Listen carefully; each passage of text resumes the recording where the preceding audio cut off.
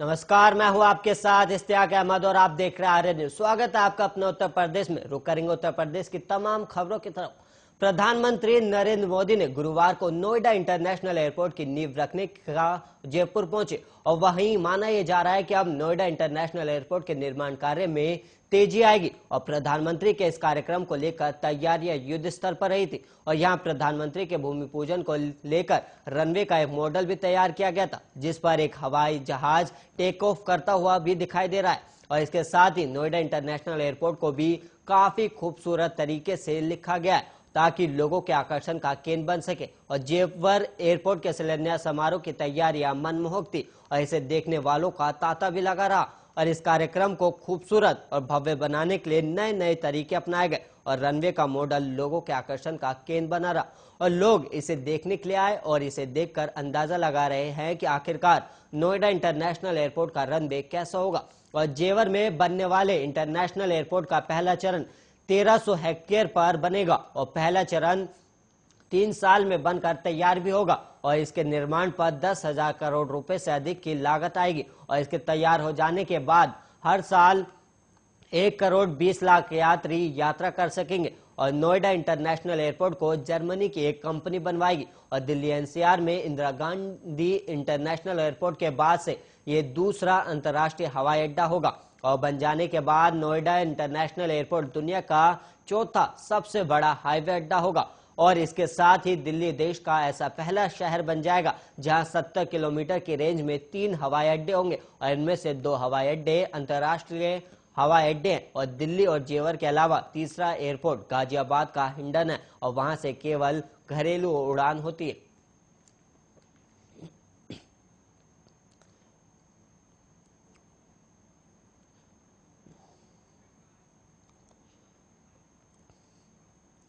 कांग्रेस महासचिव प्रियंका गांधी ने एक बार फिर उत्तर प्रदेश की बीजेपी सरकार पर हमला बोला और इस बार उन्होंने मुद्दा बनाया है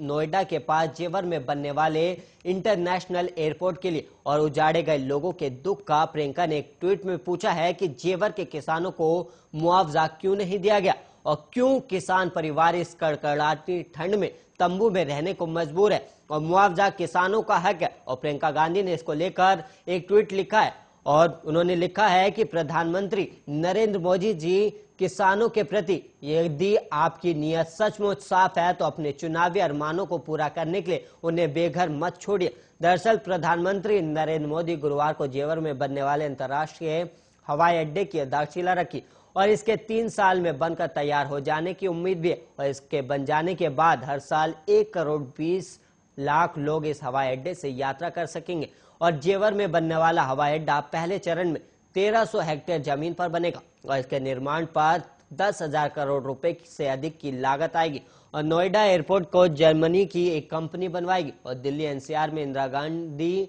इंटरनेशनल एयरपोर्ट के बाद ये दूसरा अंतर्राष्ट्रीय हवाई अड्डा होगा। और इस हवाई अड्डे के लिए कई गांवों की जमीन अधिग्रहित की गई थी लेकिन बहुत से लोगों को अभी मुआवजा नहीं मिला है और वो अपने घर के मलबे पर ही टेंट लगाकर रहने को मजबूर है और इन लोगों को प्रशासन से ना कोई वैकल्पिक जमीन भी अभी तक नहीं दी गई। और जेवर में बनने वाले हवाई अड्डे के पास के गांव खेड़ा दयानपुर के अजय प्रताप सिंह ने इलाहाबाद हाईकोर्ट में इसको लेकर एक याचिका दायर की है और अपनी याचिका में उन्होंने आरोप लगाया है कि उन्हें भूमि अधिग्रहण कानून के प्रावधानों के मुताबिक मुआवजा नहीं दिया गया है।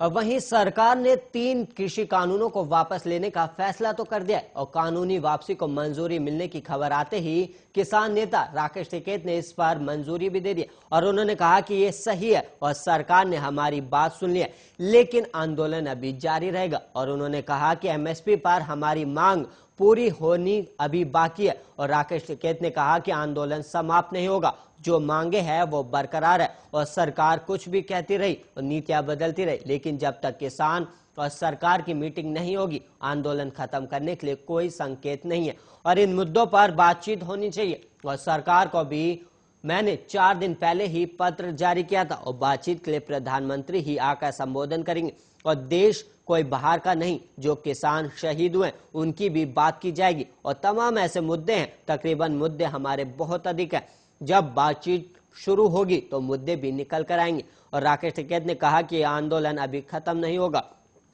27 नवंबर को हमारी बैठक है, जिसके बाद हम आगे के निर्णय लेंगे। और मोदी जी ने कहा है कि 1 जनवरी से किसानों की आमदनी दुगनी हो जाएगी। तो हम पूछेंगे कि कैसे दुगनी होगी। और किसानों की जीत तब होगी जब उन्हें अपनी फसलों के दाम मिल जाएंगे।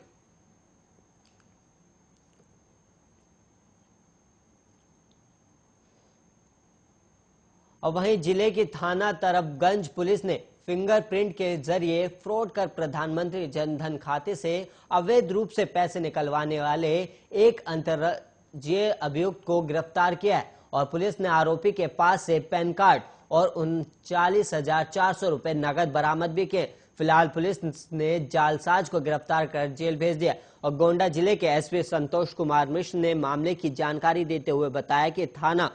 तरफगंज पुलिस को क्षेत्र भ्रमण के दौरान मुखबिर से सूचना मिली थी कि एक संदिग्ध शख्स सुसेला तिराहा पर राम गोपाल सिंह के ग्राहक सेवा केंद्र पर मौजूद है और वह प्रधानमंत्री जनधन खाते से अवैध रूप से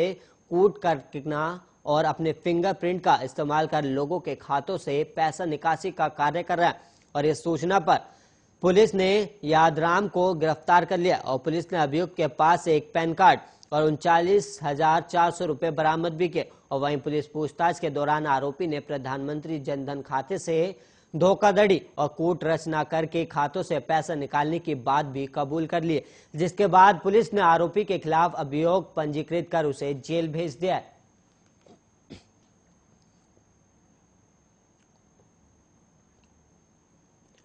और वहीं अपना दल ने अगले साल होने वाले विधानसभा चुनाव के लिए समाजवादी पार्टी से गठबंधन किया और इसकी घोषणा पार्टी की प्रमुख कृष्णा पटेल ने की है। और उन्होंने लखनऊ में सपा प्रमुख अखिलेश यादव से मुलाकात की और इसके बाद उन्होंने कहा कि उनका सपा से गठबंधन हो गया। और वहीं उनकी बेटी अनुप्रिया के नेतृत्व वाले अपना दल का बीजेपी के साथ गठबंधन है। और कृष्णा पटेल ने लखनऊ में कहा कि हमने समाजवादी पार्टी के राष्ट्रीय अध्यक्ष अखिलेश यादव से मुलाकात की है और हमारा गठबंधन भी हो गया और हम समान विचारधाराओं के लोगों के साथ गठबंधन कर रहे हैं और बहुत जल्द हम संयुक्त मंच पर दिखाई भी देंगे। और सीटों को लेकर अभी कोई बात नहीं हुई है। और कृष्णा पटेल की बेटी अनुप्रिया पटेल के नेतृत्व वाले धड़े का बीजेपी के साथ गठबंधन और अपना दल ने 2017 के चुनाव में 11 सीटों पर चुनाव लड़ा था और 9 सीटों पर जीत दर्ज की थी। अनुप्रिया पटेल के सरकार में मंत्री भी हैं और अगले साल होने वाले विधानसभा चुनाव के लिए सपा के गठबंधन सहयोगियों की संख्या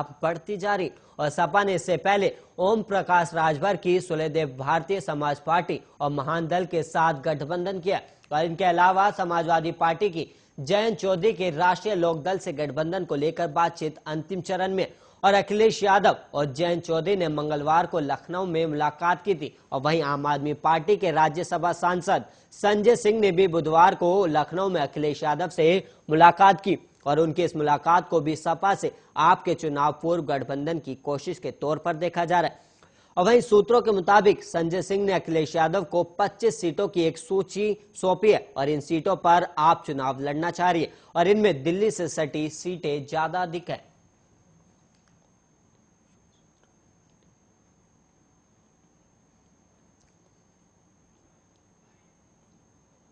और वहीं आदि विश्वेश्वर की नगरी काशी में नवसृजित काशी विश्वनाथ धाम एक बार फिर से नए क्लेवर में देश दुनिया को वसुदेव कुटुंबम का संदेश देगा। उत्सव धर्मी काशी बाबा के नए धाम के नव उत्सव में डूबी नजर आएगी और धर्म अध्यात्म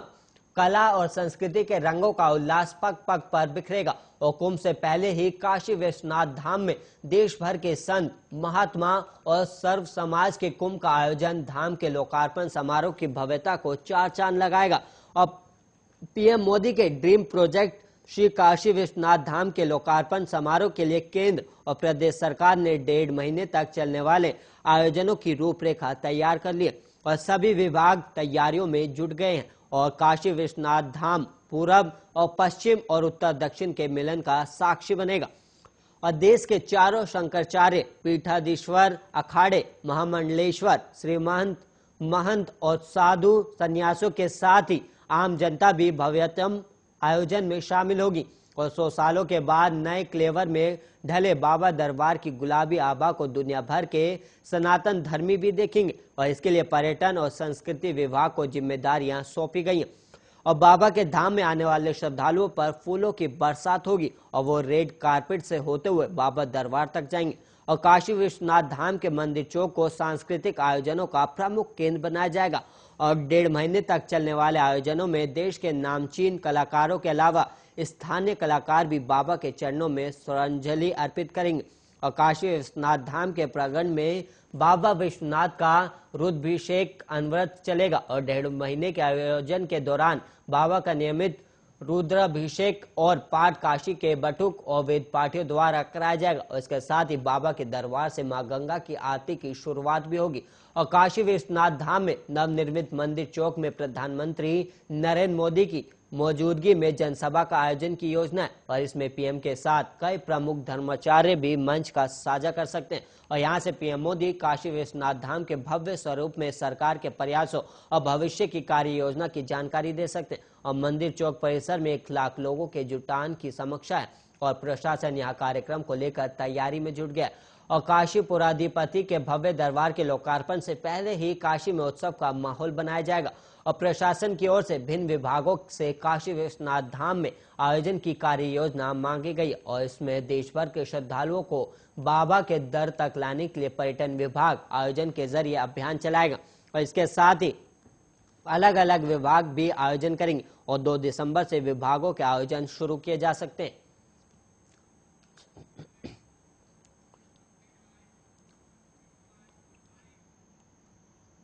और वहीं डिवाई क्षेत्र के गांव पला कसेर में बना मिनी ताजमहल पर्यटन स्थल के रूप में विकसित किया जाएगा और सीडीओ इसके लिए प्रस्ताव तैयार कराएंगे और इसके लिए डीपीआरओ को निर्देश दिया गए हैं। और गांव पल्ला कसेर निवासी फैजुल हुसैन कादरी ने साल 2012 में मिनी ताजमहल का निर्माण अपनी पत्नी तजमुल्ली की याद में शुरू करवाया था और इसका निर्माण शुरू होते ही इसकी चर्चा देश विदेश में होने लगी थी और इसे देखने के लिए विदेश से भी पहुंचने लगे थे। और इसके निर्माण के साथ ही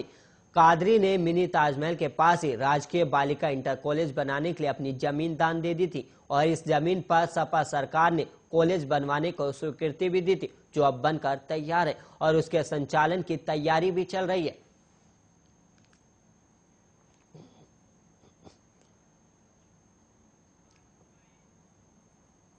और वहीं पीएम मोदी ने गुरुवार को ग्रेटर नोएडा के पास जेवर में बनने वाले नोएडा इंटरनेशनल एयरपोर्ट की आधारशिला रखी और यह हवाई अड्डा अगले 3 साल में बनकर तैयार होगा और बनने के बाद ये दुनिया का चौथा सबसे बड़ा हवाई अड्डा होगा और इसके पहले चरण में हर साल 1 करोड़ 20 लाख यात्री यात्रा कर सकेंगे। और वहीं आइए जानते हैं कि उत्तर प्रदेश की किस सरकार ने देखा था नोएडा में इंटरनेशनल हवाई अड्डा बनाने का सपना। तो आपको बता दें कि साल 2001 में जब उत्तर प्रदेश में राजनाथ सिंह के नेतृत्व में बीजेपी की सरकार चल रही थी, उसी सरकार में नोएडा में इंटरनेशनल हवाई अड्डा बनाने का विचार आया था और राजनाथ सिंह की सरकार ने केंद्र सरकार को जेवर में greenfield Taj international and aviation hub बनाने का प्रस्ताव दिया था, लेकिन 2003 में आई मुलायम सिंह यादव की सरकार ने इस प्रस्ताव को रद्द कर दिया और साल 2007 के विधानसभा चुनाव के बाद बहुजन समाज पार्टी ने मायावती के नेतृत्व में बहुमत वाली सरकार बनाई और मुख्यमंत्री मायावती ने